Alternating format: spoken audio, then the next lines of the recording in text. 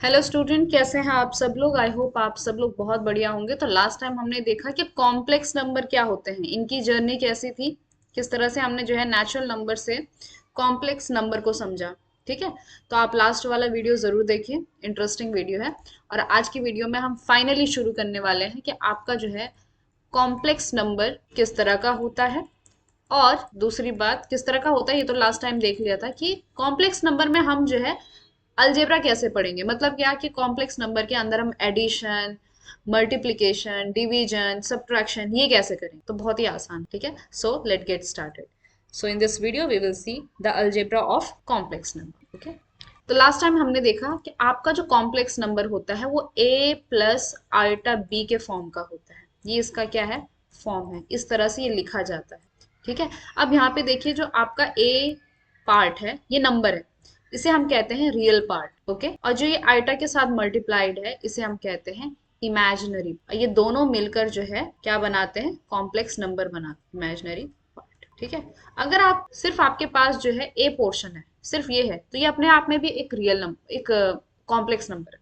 ठीक है, कभी कभी क्या हो जाता है कि आपका जो है मान लीजिए ए जीरो हो, तो ए जीरो हो जाएगा तो आपके पास क्या बचेगा, सो आपके पास जो है आइटा बी बचेगा। ओके, जैसे कि एग्जाम्पल के तौर पे लीजिए, जैसे कि आइटा टू हो गया, या फिर टू आइटा, कुछ भी लिख दीजिए। टू आइटा हो गया, थ्री आइटा हो गया, पाई आइटा हो गया, रूट थ्री आइटा हो गया। ठीक है, तो यहाँ पे ये भी एक कॉम्प्लेक्स नंबर है, लेकिन ये इमेजिनरी पार्ट में है। ठीक है, दूसरे केस में ये हो सकता है कि कभी कभी आपका इमेजिनरी पार्ट क्या हो जाए, जीरो हो जाए, तो आपके पास सिर्फ ए वाला पोर्शन बचेगा। यानी क्या, जैसे कि टू हो गया, मैं इसी चीज में से आइटा हटा देती हूँ, थ्री हो गया, पाई हो गया, रूट थ्री हो गया। राइट, लास्ट टाइम मैंने आपको बताया था कि आइटा क्या होता है। आइटा होता है आपका square root of minus one. यानी कि कोई एक ऐसा नंबर जिसका स्क्वायर करने पर, मतलब आइटा एक ऐसा नंबर है जिसका स्क्वायर करने पर माइनस वन मिलता है। और रियल की दुनिया में कोई भी ऐसा नंबर नहीं होता जिसका स्क्वायर करने पर कोई निगेटिव नंबर मिले। ठीक है, तो this is only possible in imaginary axes. Okay, in imaginary numbers. तो वही जो है कॉम्प्लेक्स नंबर की वहां से शुरुआत हुई। ठीक है, ओके, तो अगर आपका बी जो है जीरो हो जाएगा, उस केस में ये आपका सारे रियल नंबर दे देंगे, रियल नंबर दे देंगे। तो एक चीज आप हमेशा ध्यान में रखिए कि हर एक रियल नंबर जो है वो कॉम्प्लेक्स नंबर जरूर होता है। ठीक है, अब बात करते हैं कि दो कॉम्प्लेक्स नंबर को ऐड किस तरह से किया जाता है। तो एडिशन ऑफ कॉम्प्लेक्स नंबर, दो कॉम्प्लेक्स नंबर को ऐड करना बहुत ही सिंपल है। देखो, मैं दो अगर कॉम्प्लेक्स नंबर लेती हूँ, मान लीजिए टू प्लस थ्री आइटा ले लिया मैंने, और दूसरा ले लिया मैंने, और दूसरा ले लिया मैंने मान लीजिए फाइव प्लस टू आइटा ले लिया। ठीक है, आइटा टू या फिर टू आइटा, कोई प्रॉब्लम नहीं है। ठीक है, अब देखिए ये इसका रियल पार्ट है, ये इसका रियल पार्ट है, ये इसका इमेजिनरी पार्ट है। ठीक है, और ये इसका इमेजिनरी पार्ट है। तो पता है क्या करना है, अगर आप इन दोनों को ऐड कर रहे हो, ठीक है, अगर मुझे इन दोनों को ऐड करना है तो क्या करना है, रियल वाले पार्ट में रियल वाला पार्ट ऐड करना है, और इमेजिनरी वाले पार्ट में इमेजिनरी वाला पार्ट ऐड कर देना है। यानी क्या, कि मैं टू में फाइव को ऐड करूंगी तो कितना आ जाएगा, टू प्लस फाइव।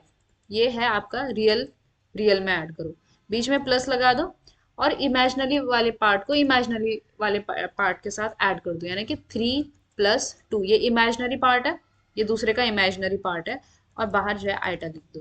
यानी क्या कि इसका आंसर कितना आ गया, सेवन प्लस फाइव आइटा। बात समझ में आ गई। तो क्या करना है, जब आप एडिशन कर रहे हो दो कॉम्प्लेक्स नंबर का, तो रियल पार्ट में रियल पार्ट को ऐड करो, और इमेजिनरी पार्ट में इमेजिनरी पार्ट को ऐड करो। तो सिंपली अगर मैं इन जनरल बात करूं, देखो कॉम्प्लेक्स नंबर को ज्यादातर ना जेड के फॉर्म में लिखते हैं, तो मैं दो नंबर लेती हूँ, एक जेड वन। मान लीजिए कॉम्प्लेक्स नंबर है जेड वन, जो ए प्लस आइटा बी इस तरह का है। दूसरा कॉम्प्लेक्स नंबर है जेड टू, ये है आपका सी प्लस आइटा डी। ठीक है, तो ये दो कॉम्प्लेक्स नंबर का एडिशन, यानी कि z one plus z two किसके बराबर आ जाएगा, it is equal to real को रियल के साथ ऐड करो, यानी कि a plus c plus iota लगा दो, और फिर b plus d, b plus d. ठीक है, इस आइटा को चाहे आप आगे लगाओ पीछे लगाओ, है तो मल्टीप्लीकेशन में ना, फर्क नहीं पड़ता, टू इंटू थ्री करो या फिर थ्री इंटू टू करो, दोनों क्या होते हैं, बराबर होते हैं। उसी तरह से आइटा आगे लगाओ पीछे लगाओ, कोई दिक्कत वाली बात नहीं है। ठीक, तो इस तरह से आपने क्या कर दिया, दो कॉम्प्लेक्स नंबर को ऐड कर दिया। अगर मैं अब आपसे सवाल पूछूं कि भाई बताओ कि जो दो कॉम्प्लेक्स नंबर का एडिशन है वो जो आंसर आ रहा है क्या वो भी एक कॉम्प्लेक्स नंबर आ रहा है? बिल्कुल आ रहा है ना। जैसे क्या होता है कि दो इंटीजर, अगर मान लीजिए मैं 2 + 3 करूं तो 5 आता है, तो ये 5 भी क्या है, एक इंटीजर है। ठीक है, और 2 और 3 क्या है, ये भी इंटीजर है। तो दो इंटीजर का एडिशन भी इंटीजर आता है, दो रियल नंबर का एडिशन भी एक रियल नंबर आता है। उसी तरह से आप देख रहे हो ना कि ये जो है ये भी क्या है, ये भी एक कॉम्प्लेक्स नंबर है। Okay, so this is also complex number. यानी क्या, कि दो कॉम्प्लेक्स नंबर का एडिशन भी क्या होता है, हमेशा कॉम्प्लेक्स नंबर होता है। ओके, तो एक चीज आप हमेशा ध्यान में रखेंगे, इसी प्रॉपर्टी को हम कहते हैं क्लोजर प्रॉपर्टी। क्लोजर प्रॉपर्टी मतलब क्या कि Z1 + Z2 is again complex number. ठीक है, दूसरी बात आप ये भी समझे होंगे कि जैसे हम इंटीजर के केस में करते हैं, चाहे आप 2 + 3 करो या फिर 3 + 2 करो, आंसर तो 5 ही आता है। इसे कौन सी प्रॉपर्टी कहते हैं, इसे कम्यूटेटिव प्रॉपर्टी कहते हैं। ओके, सो कम्यूटेटिव प्रॉपर्टी भी ये होल्ड करता है। Okay, commutative property also hold, यानी क्या कि अगर आप Z1 + Z2 करो या फिर Z2 + Z1 करो, दोनों का आंसर क्या आएगा, सेम आएगा। आप ऊपर वाले में कर भी सकते हो। नेक्स्ट एक प्रॉपर्टी आती है जिसे हम कहते हैं एसोसिएटिविटी। ओके, तो एसोसिएटिविटी प्रॉपर्टी होती क्या है, इस प्रॉपर्टी को एग्जाम में पूछता नहीं है, बट आपकी इंफॉर्मेशन के लिए कि जिस तरह से रियल नंबर बिहेव करते हैं वैसे ही आपके कॉम्प्लेक्स नंबर भी बिहेव करते हैं। एसोसिएटिव प्रॉपर्टी सिंपली क्या होती है, यहाँ पे चाहिए होते हैं आपको 3 नंबर।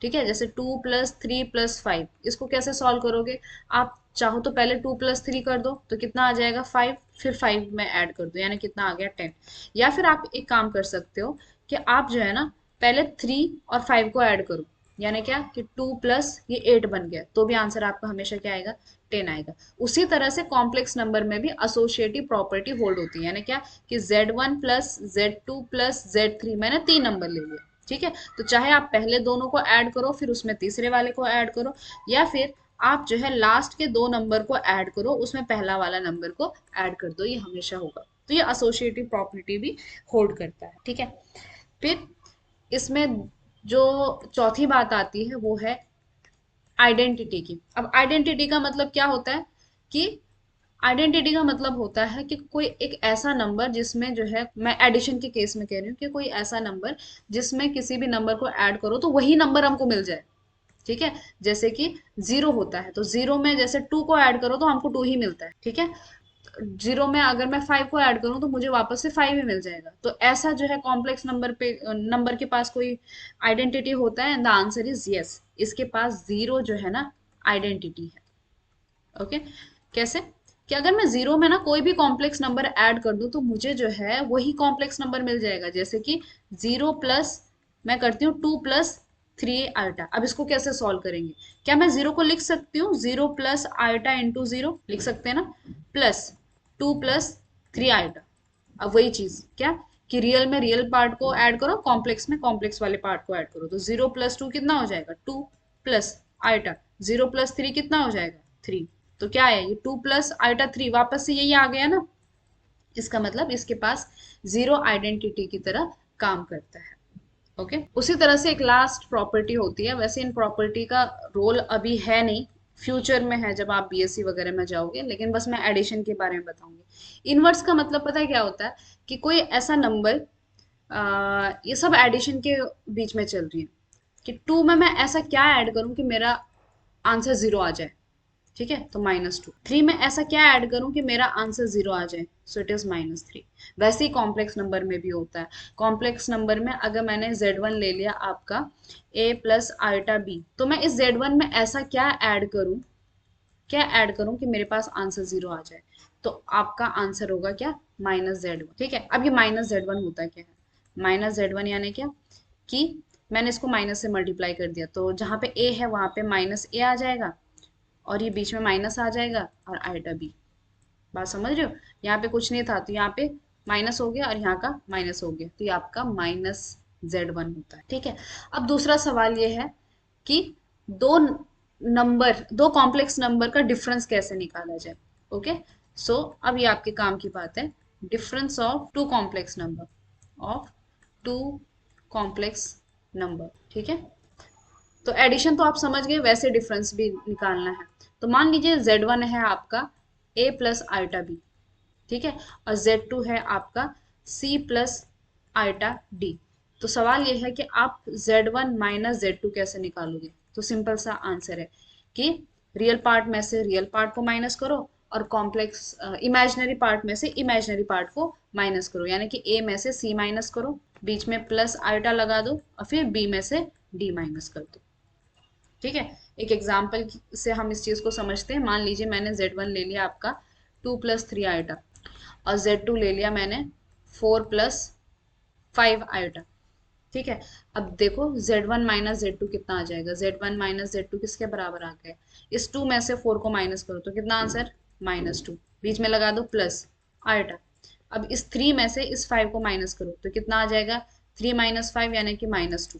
ठीक है, तो आप इसको कैसे लिख सकते हो? -2, इस माइनस को यहाँ पे रिप्लेस कर सकते हो तो -2 आइटा। इस तरह से आप दो कॉम्प्लेक्स नंबर का डिफरेंस निकाल सकते हो। बात समझ में आ गई?